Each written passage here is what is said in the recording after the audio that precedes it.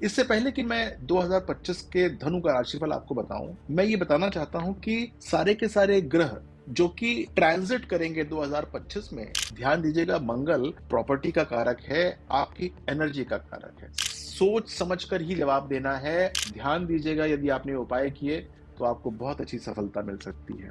26 फरवरी को महाशिवरात्रि पड़ती है। ये ध्यान और संतुलन बनाने का अभ्यास करने का दिन होता है। मानसिक देखभाल कीजिएगा, ऐसा ना हो कि पथभ्रष्ट हो जाएं। यदि मैं बात करूं करियर और रिश्तों की, आपको 2025 के अंदर स्वास्थ्य को प्राथमिकता देने की आवश्यकता है। नमस्कार। धनु राशि वालों के लिए सन 2025 का राशिफल। लेकिन इससे पहले कि हम 2025 का राशिफल आरंभ करें, आइए देखते हैं कि 2024 कैसा था और 2025 कैसा होने वाला है। 2024 धनु राशि के लिए एक स्टेबल साल था, विकास हुआ था। गुरु ग्रह आप लोगों के लिए बहुत अनुकूल था। आपको वित्तीय यानी कि फाइनेंशियल सफलता दी, प्रेम के अंदर, करियर के अंदर भी प्रगति दी, रिश्तों में आई आपके मधुरता, और सबसे बड़ी बात कि स्वास्थ्य स्थिर रहा। खुद को व्यक्त करने के लिए आपको कई सारे अवसर प्राप्त हुए। 2025 में बदलाव का अनुभव होगा। यदि आपने अपना इमोशनल क्वोशंट मजबूत कर लिया तो फिर 2025 में कोई परेशानी आपको छू भी नहीं पाएगी। इससे पहले कि मैं 2025 के धनु का राशिफल आपको बताऊं, मैं ये बताना चाहता हूं कि सारे के सारे ग्रह जो कि ट्रांजिट करेंगे 2025 में, वो आपको किस प्रकार से इफेक्ट करेंगे उसके बारे में मैं आपको बताना चाहता हूं। तो आइए शुरुआत करते हैं सूर्य के ट्रांजिट से, कि सूर्य का ट्रांजिट कैसे रहने वाला है आप सबके लिए। जनवरी फरवरी में सूर्य का गोचर मकर और कुंभ से होगा, तो ये आपके क्षेत्रों में फोकस चेंज कर देगा। यानी कि कौन सा क्षेत्र आप देख रहे थे, आपका फोकस कहीं और हो जाएगा। आपको वित्तीय प्रबंधन और संवाद में यानी कि कम्युनिकेशन में सुधार करना पड़ेगा, ध्यान दीजिएगा इसका। और एक बात बड़ी इंपॉर्टेंट है कि ईमेल या संदेशों में गलतफहमी हो सकती है, बेचने से पहले दोबारा जांच कर लीजिएगा, ये परेशानी सूर्य लाकर दे सकता है। लोहड़ी आएगी 13 जनवरी को और पोंगल आएगी 14 जनवरी को। ये परिवार के साथ बैठ के पूरे साल के वित्तीय लक्ष्य बनाने के लिए बहुत अच्छा समय है, इसको हाथ से जाने मत दीजिएगा। मार्च से लेकर मई तक ये बड़ा इंपॉर्टेंट टाइम रहेगा आपके लिए। इसमें परिवार के साथ जुड़ाव होगा, इस सूर्य की वजह से होगा। और साथ में आपको चुनौतियां मिलेंगी। आपको महत्वपूर्ण तिथियां या कार्यक्रम भूलने से तनाव हो सकता है, रिमाइंडर का उपयोग कर लीजिएगा। 14 मार्च को आएगी होली और 30 मार्च को आएगी उगादी। इन त्योहारों पर परिवार के साथ नई शुरुआत का जश्न मनाइए। सूर्य जून से अगस्त के बीच में गोचर करेगा, वृषभ से सिंह राशि के बीच में। यहां पर स्वास्थ्य में सुधार कर देगा ये, और आपको यदि उच्च शिक्षा लेनी है उसके लिए मार्ग प्रशस्त कर देगा। लेकिन ध्यान दीजिएगा, यदि आप अपने स्वास्थ्य की जांच नहीं कराते हैं टाइमली इस समय, तो परेशानी आ सकती है। एक त्योहार पड़ेगा गुरु पूर्णिमा का, ये आपकी स्पिरिचुअल अपलिफ्टमेंट का टाइम होगा, इसको हाथ से जाने मत दीजिएगा। सितंबर से दिसंबर ये कन्या से धनु तक का गोचर होगा सूर्य का। इसमें आपके करियर में प्रगति होगी और साथ में विकास भी होगा। लेकिन ध्यान दीजिएगा कि आपको समाज से बहुत अधिक दायित्व मिल सकता है, जिससे तनाव हो सकता है। सीमाएं बना के देखिएगा कि भाई यहीं तक काम करना है, इसके बाद आगे काम नहीं करना है। 20 अक्टूबर को आएगी दिवाली, ये आपके वित्तीय निर्णयों को ठीक कर सकती है। आइए डिस्कस करते हैं मंगल का गोचर और उसकी ऊर्जा से मिलने वाले प्रभाव क्या होंगे। ध्यान दीजिएगा, मंगल प्रॉपर्टी का कारक है, आपकी एनर्जी का कारक है। जनवरी से अप्रैल के बीच में ये मिथुन से कर्क के बीच में रहेगा।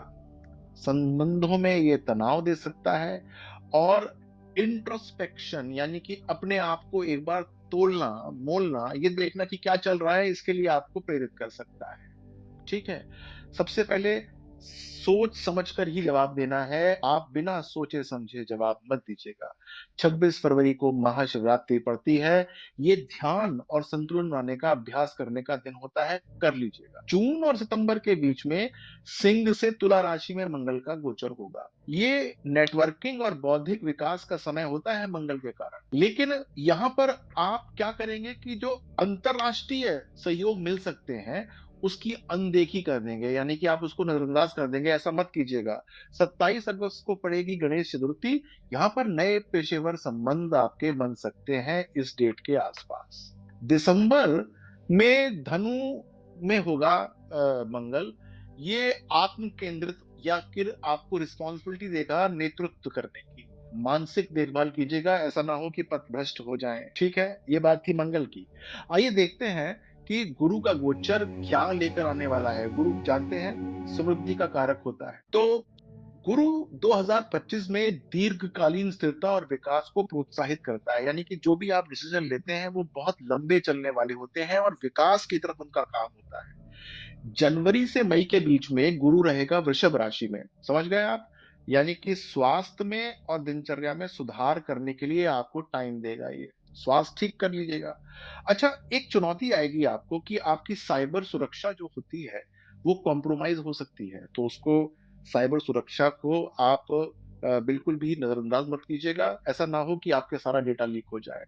2 फरवरी को पड़ती है वसंत पंचमी, जो अपने आप को व्यवस्थित करने का अच्छा समय होता है। मई से अक्टूबर के बीच में मिथुन राशि के अंदर रहने वाला है गुरु। यहाँ पर जो साझेदारी होती है, संबंधों में प्रगति बहुत अच्छी देता है। लेकिन एक बात बताना चाहता हूँ कि समय प्रबंधन को लेकर आप अपने लक्ष्य प्राप्त नहीं कर पाएँगे, यानी कि गलत समय को आप टारगेट बनाना शुरू कर देंगे। 9 अगस्त को पड़ेगा रक्षाबंधन, 16 अगस्त को पड़ेगी जन्माष्टमी। यहाँ पर रिश्तों को मजबूत करने का अच्छा टाइम मिलेगा। अक्टूबर से दिसंबर के बीच में गुरु करेगा कर्क राशि के अंदर गोचर। ये परिवर्तन का समय होता है। कठिन बातचीत से बचने के बजाय आपको उनको हल करना आना चाहिए। यानी कि कोई आपको लगता है कि बड़ी ही कठिन बात होने वाली है, वहाँ पर जाइएगा, वहाँ से घबराइएगा मत। मैंने आपको सारे प्रमुख गोचर बता दिए, आइए इससे आगे बढ़ते हैं और देखते हैं कि प्रेम 2025 में कैसे रहने वाला है। 2025 में प्रेम और रिश्तों में गहराई और समझ की आवश्यकता पड़ेगी आपको। सबसे बड़ी बात क्या है कि मानसिक स्वास्थ्य आपको देखना होगा। यहाँ पर आप अपनी व्यक्तिगत सीमाओं की अनदेखी मत कीजिएगा, वरना रिश्तों के अंदर तनाव पैदा हो सकता है। बहुत सारे त्योहार पड़ते हैं इस समय, लोहड़ी पड़ती है, होली पड़ती है। इन अवसरों पर अपने संबंधों को मजबूत करना बड़ा इंपॉर्टेंट होता है आपके लिए। यदि मैं बात करूं करियर और वित्त की, तो नए अवसर तो प्राप्त होंगे ही होंगे, लेकिन आपको थोड़ी सी सतर्कता बरतनी पड़ेगी। बजटिंग और बिल भुगतान को भूलने से तनाव हो जाएगा। योजना बनाकर ही चलना चाहिए आपको। त्योहार पड़ेगा गणेश चतुर्थी और दिवाली, ये निवेश के लिए, नई नई परियोजनाओं के लिए बहुत शुभ समय होता है। इस बात का आप ध्यान दीजिएगा। आइए डिस्कस करते हैं आपके स्वास्थ्य की और आपके कल्याण की। तो भाई सबसे बड़ी बात यह है कि ये 2025 से थोड़ा सा हल्का समय है 2025 का। आपको 2025 के अंदर स्वास्थ्य को प्राथमिकता देने की आवश्यकता है। सबसे बड़ी बात यह है कि नींद हो सकती है। अच्छी नींद कैसे आए, ये आदत आपको डालनी पड़ेगी ही पड़ेगी, वरना नुकसान हो सकता है। गुरु पूर्णिमा के समय आपको ध्यान और योग का अभ्यास करने का संकल्प लेना पड़ेगा, ताकि नींद जो कि उड़ी हुई है वो सही समय पे आए और आप बिल्कुल अच्छी तरीके से सो जाएं। 2025 में सफलता पाने के लिए बहुत सारे उपाय आप कर सकते हैं। ध्यान दीजिएगा, यदि आपने उपाय किए तो आपको बहुत अच्छी सफलता मिल सकती है। सबसे पहली बात तो यह है कि गणेश भगवान की पूजा करना चाहिए नियमित तरीके से। और वो नियमित तरीका क्या है, वो आप मेरी वेबसाइट पे देख सकते हैं, या फिर यहाँ पर नीचे डिस्क्रिप्शन पे मैंने लिखा हुआ है। वहां से आपको पता लग जाएगा कि आपका साल कैसे अच्छा हो सकता है। जैसे मैंने आपको बताया कि 2025 आपके लिए एक परिवर्तन का वर्ष है। सफलता तभी संभव है जब आप जीवन की चुनौतियों को सावधानी और बहुत कॉन्फिडेंस के साथ सामना करें। त्योहारों का आनंद लें और बदलाव को गले लगाएं, भागे नहीं वहां से। सितारों की मदद से अपने जीवन की ऊंचाइयां मिल सकती हैं, ध्यान रखिएगा। बहुत बार क्या होता है कि हमको इंस्टेंटेनियस लाभ नहीं मिलते, तो ध्यान देना कि कभी कभी इंस्टेंटेनियस हानि भी नहीं होती है। आपने कोई अपराध किया हो तो तुरंत ही थोड़ा ना आपको परेशानी मिल जाएगी, कुछ समय के बाद मिलती है। इसी भांति यदि आपने कुछ अच्छा अभी किया है, ज़रूरी नहीं है कि आपको तुरंत ही अच्छाई मिल जाए। रत्नों के बारे में कहना चाहूँगा कि रत्न बिना अपनी कुंडली दिखाए मत पहनिएगा। और हाँ, जब मैं बात करता हूँ कुंडली की, तो एक बात आपको बता दूँ कि मैं चाहता हूँ कि आपको मैं एक व्यक्तिगत राशिफल दूँ। व्यक्तिगत राशिफल के लिए मुझे चाहिए होगी आपकी डेट ऑफ बर्थ एक्सेट्रा। आप नीचे कमेंट बॉक्स में कमेंट कर दीजिएगा कि मुझे चाहिए, मैं उसको बना के दे दूंगा आपको। आप उससे भी बहुत अच्छा लाभ ले सकते हैं। आपने मेरे बाकी भी राशिफल देखे होंगे, किस प्रकार से आप अनुभव करते हैं, अपने अनुभव को भी कमेंट बॉक्स पे आप मुझसे साझा कर सकते हैं। व्यक्तिगत तौर से मैं उसका उत्तर दूंगा आपको। नंबर 2, मैं आपको ये कहना चाहता हूँ कि यदि आपने अब तक सब्सक्राइब ना किया हो तो सब्सक्राइब कर लीजिएगा, बड़ा इंपॉर्टेंट है मेरे लिए, क्योंकि मुझे उससे साहस मिलता है। यदि ये आपको अच्छा लगा हो और आपका कोई दोस्त हो, कोई आपका रिश्तेदार हो जो धनु राशि का हो, उसको आप ये शेयर कर सकते हैं। शेयर कर दीजिएगा, लाइक कर दीजिएगा और अपना ध्यान रखिएगा। नमस्कार।